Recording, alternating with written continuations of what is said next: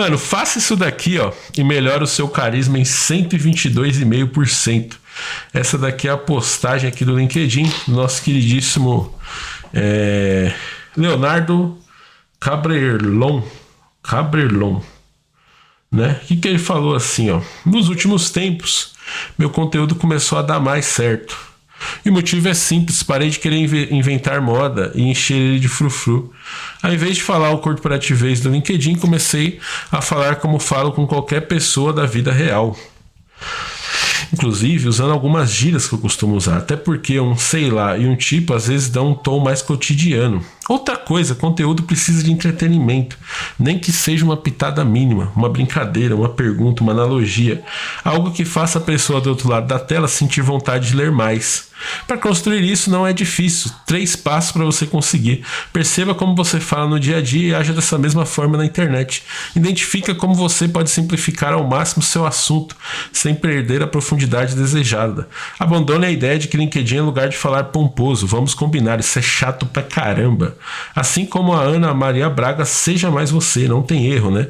E aí finaliza aqui com esse meme, ó. Eu sei que você é intelectual e tal, mas não precisa falar comigo usando linguagem acadêmica, pode falar normal, não sou da banca do TCC. Eu achei isso aqui muito bom, né? E na comunicação, às vezes, talvez as pessoas que têm dificuldade de comunicação, um dos problemas é esse. Às vezes a pessoa ela não quer comunicar, ela quer mostrar sabedoria, ela quer mostrar superioridade, né? A gente vê muito isso nesse pessoal mais intelectualizado, né? Às vezes o cara vai falar um negócio, você não entende o que o cara tá falando. Aí você fala, mano, aí você fica pensando, parece esse negócio de arte, né? Você vê lá um rabisco assim, um negócio, aí o cara fica lá, isso aqui capturou a essência da alma, mas você olha, você vê um monte de rabisco, um monte de coisa que você fala, mano, eu faria isso aí, meu cocô parece isso daí, tá ligado? Então tem esse efeito mesmo, né, dessa ideia de que você, ao saber certas palavras, certos jargões, ter certos gostos, você faz parte de uma elite e beleza, tá certo? Então muita gente quer demonstrar isso, seria uma forma de status, né? O pessoal fala da forma do status pelo consumo, por essas coisas, mas você tem também esse status pela demonstração ali de complicar as coisas, essa que é a verdade, né? Se você fica complicando demais as coisas que você vai falar, ninguém vai entender você. E aí, o que adianta? Você vai estar falando um monte de coisa ali que a pessoa não está entendendo. Então, em vez disso, né, você usando uma linguagem mais assim, informal, né? Não só informal, mas uma linguagem mais clara e objetiva. Acho que esse que é o ponto. Você focar na ideia de que você quer transmitir uma ideia, né? A ideia de transmitir uma ideia é isso. Você tem uma coisa aqui na sua cabeça, você usa a fala como um protocolo de transporte, né? Pensando aqui na nossa área de programação, você está criptografando aquela informação em palavras e vai passar, a outra pessoa vai ouvir, ela tem que saber, tem que ter a chave, né, de criptografia para desencriptar aquilo que você falou e entender a essência da sua ideia. A sua ideia é sair da sua cabeça e chegar na cabeça de outra pessoa, né? Veja só que interessante, quando você pensa nesse negócio de você usar muitos jargões, muitas coisas ali, é como se você tivesse uma comunicação criptografada. Você precisa que o receptor da sua mensagem tenha ali a chave de criptografia para desencriptar aquilo que você está falando. Ontem mesmo eu fiz um react aqui de um vídeo do Pondé que ele falou uma palavra lá que eu não entendi o que ele falou. Eu falei, cara, o que é isso que esse cara tá falando, né? E pior que não deu nem para entender pelo contexto, né? Então isso é uma coisa que ajuda muita gente quando a gente deixa, inclusive entrevista, tá? Você vai fazer uma entrevista com uma pessoa de RH, que é o primeiro passo que você tem que passar ali, aquela pessoa não sabe nada da nossa área. Isso, aliás, é uma coisa muito louca, né? Então, se você soubesse comunicar de um jeito que até aquela pessoa te entende, isso te dá uma ajuda no seu processo seletivo, né? Porque você vai estar explicando para ela, Spring é o que? A Spring você vai falar assim, é um framework aí de Java, de um negócio. Então, o que é um framework, né? Spring é uma forma que torna o Java mais fácil de fazer as coisas. Pronto. Fica mais fácil da pessoa entender, qualquer um entende, né? Aí você vai na entrevista técnica, aí sim, aí você aprofunda, mas você também não precisa ficar usando aquele monte de jargão, aquele monte de acrônimo, né? Aquelas abreviações, né? Eu sempre que a pessoa me pergunta, o que é o que você acha do ORM, né? Eu já falo, o Object Relational Mapping, né? É um mapeamento objeto relacional. Olha aí como é que fica claro, tá ligado? É aquilo que eu digo, mas você tem que estudar inglês, cara. Quando você estudar inglês, você vai entender as coisas assim, ó. Vai ficar muito mais fácil a sua vida. Aqui no canal temos a playlist do English Bay, né? Aulas de inglês para programação, conteúdo gratuito voltado para nossa área aqui. Temos também aqui o plano grátis, né? Onde você tem acesso à biblioteca de materiais para estudar inglês, e o plano Live Class, onde com o meu cupom Jovem Tranquilão você vai pagar mais ou menos 45 por mês e vai poder treinar o seu inglês várias e várias vezes na semana. Por quê? Você saber inglês na nossa área, bicho, facilita tanto a sua vida, porque você começa a perceber que o significado das coisas está nelas mesmo, sabe? Tipo assim, ORM é que nem o cara falando uma palavra rebuscada lá. Você tem que decorar que aquilo lá é alguma coisa. Agora, a partir do momento que você sabe o que significa aquelas letras, imagina se o cara te perguntasse assim, o que é um... Vamos fazer essa pergunta de outro jeito. Olha aqui. O jeito rebuscado de fazer a pergunta, o que é um ORM? Aí você vai responder assim: é um negócio de mapeamento objeto relacional.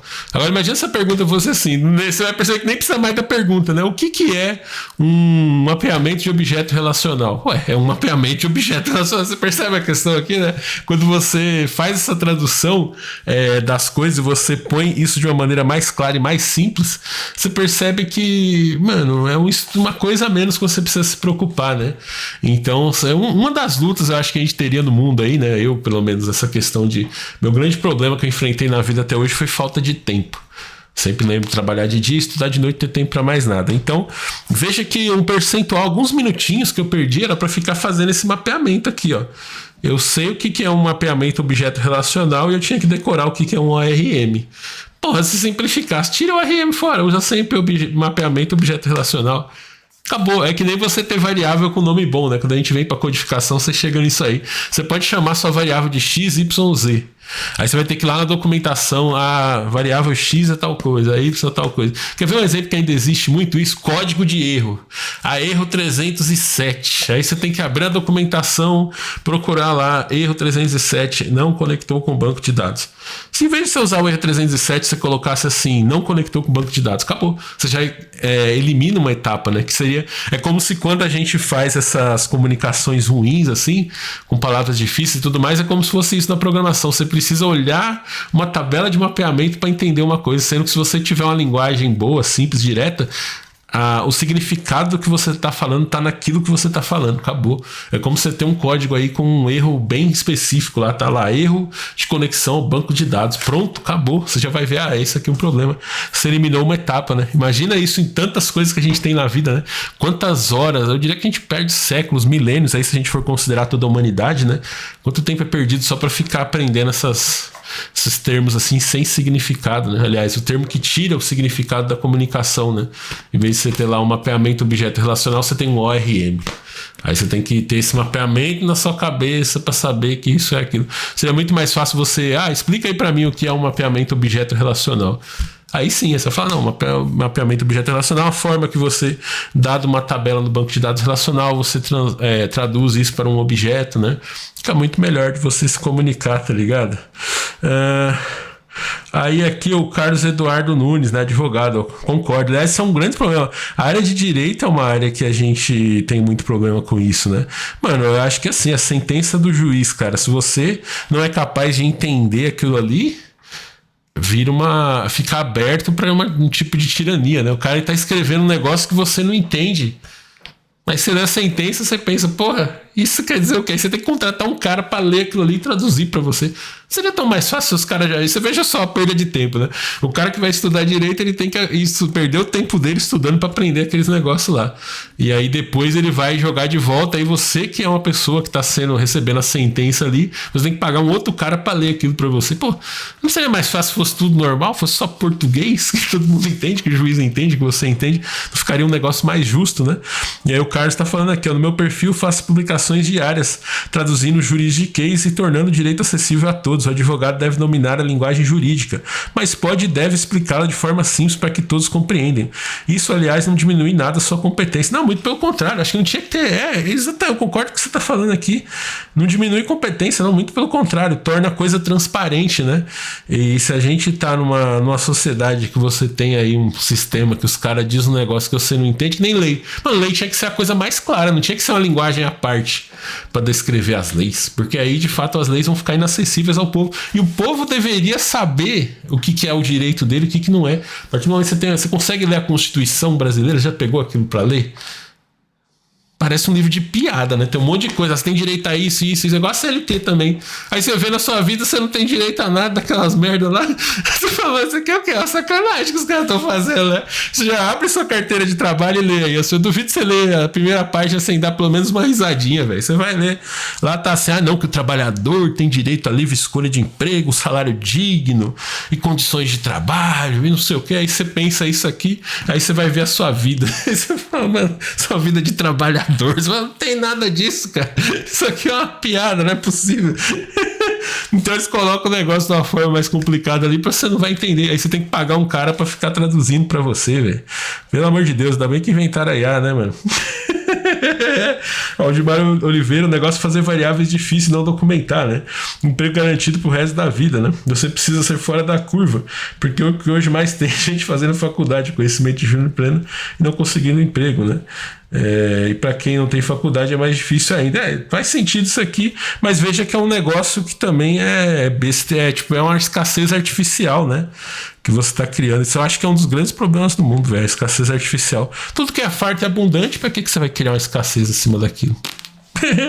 Mais ou menos por aí, né? Para você que tá aqui no canal, clica nessa playlist aqui embaixo, você vai vir nesse card aqui, pra você que tá vendo pelo corte, você vai vir pra playlist aí do tranquilismo, mano, com mais ideias aí para que você pode aplicar individualmente aí para simplificar a sua vida, ter menos trabalho e mais tempo, que é o que mais falta para